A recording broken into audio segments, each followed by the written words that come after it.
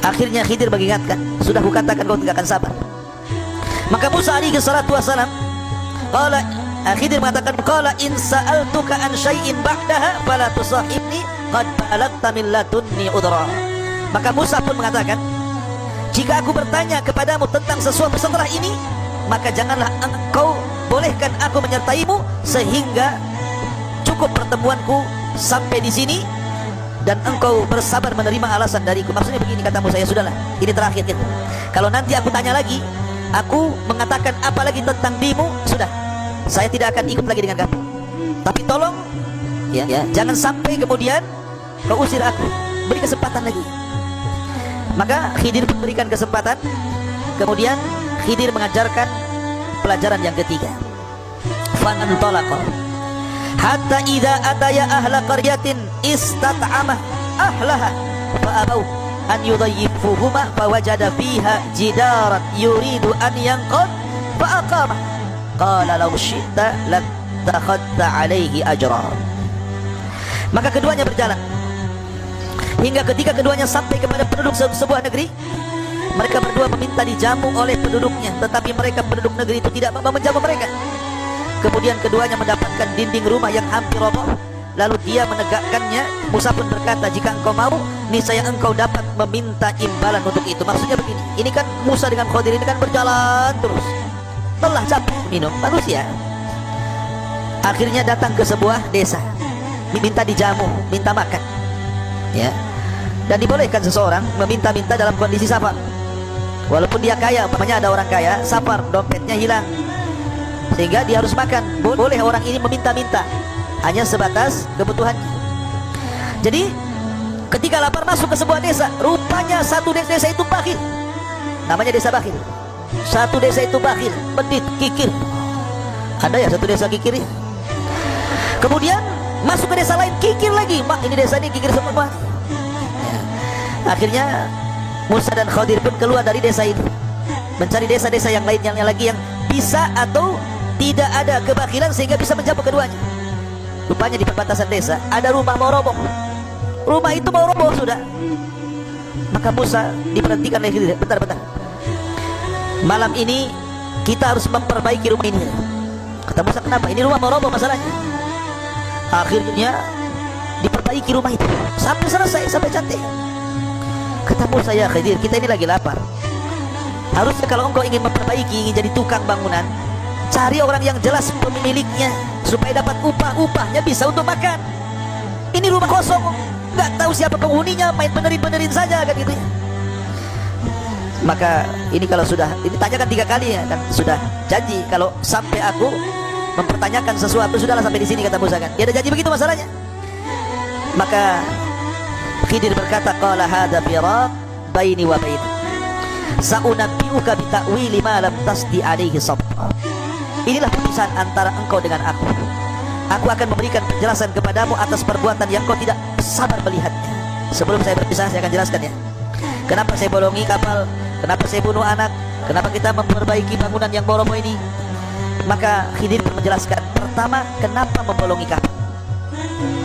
Amma safinatu fakanat limiskin ya'maluna fil bahri fa'aradtu an a'ibaha wa kana wara'ahu malikun ya'khudhu kulla safinatin ghasba. Siapa yang ngantuk tuh? Antum tidur nggak? Oh, tidur antum, saya suruh berdiri sana ya. Saya tidak mau dalam pengajian ada yang ngantuk sini. Makanya kalau ngantuk cepat ambil wudhu, ada setannya antum, ataupun diruqyah ya. Baik. Jadi di sini saya ulangi, adapun perahu itu adalah milik orang miskin yang bekerja di laut. Aku bermaksud merusaknya karena di hadapan mereka ada raja yang sangat zalim yang akan merampas setiap perahu yang bagus. Jadi kenapa Khidir membolongi perahu itu? Di situ itu ada raja zalim, penguasa zalim. Kalau melihat ada perahu bagus, pasti akan diambilnya, dikuasainya dan dimilikinya ya. Makanya oleh Nabi Musa alaihi salatu wasallam dirusak perahu itu. Bukan sama sekali tidak bisa nanti dipakai lagi, tidak, hanya dibocori saja supaya perahunya tenggelam. Nampak itu perahu tenggelam kan orang tidak suka, ini perahu rusak kan gitu.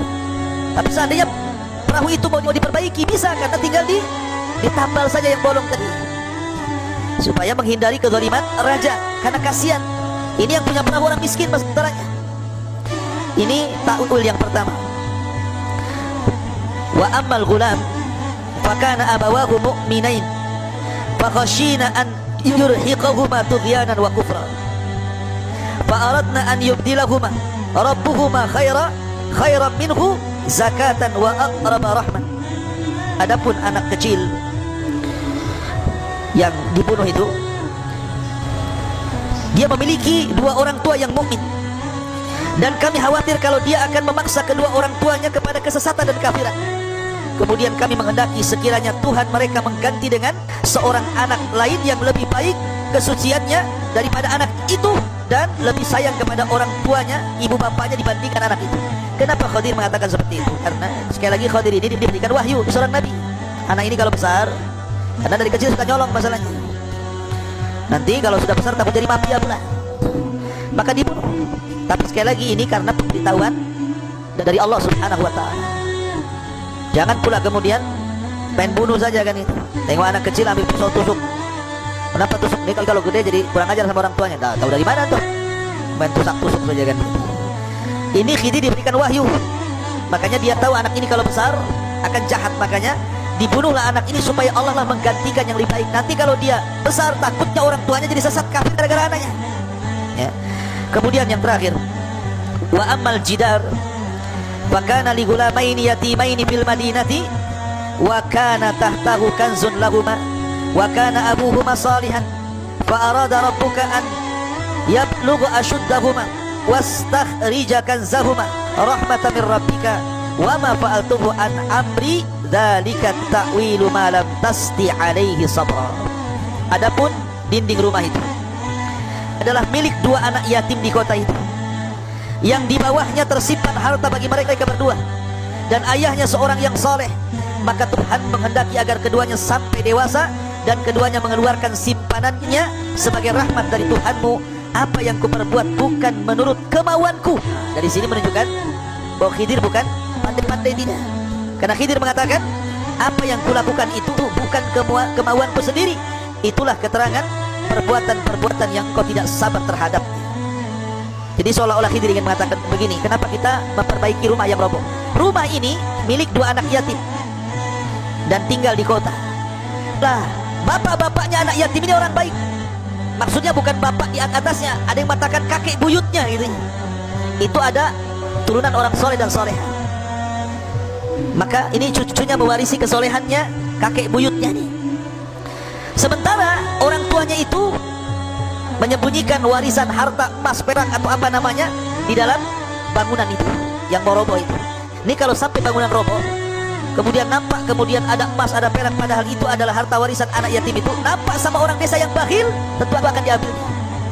Maka kita lindungi dengan cara kita perbaiki, kita tutupi supaya harta itu jangan diketahui orang. Ini harta punya anak yatim, dulu kakek-kakeknya orang soleh.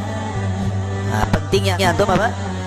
Mencari jodoh yang soleh, dan akhwat juga mencari jodoh yang soleh, supaya kalau suami istri soleh dan soleha, nanti keturunannya walaupun kedua orang tuanya sudah meninggal dunia, maka anaknya akan dilindungi para malaikat.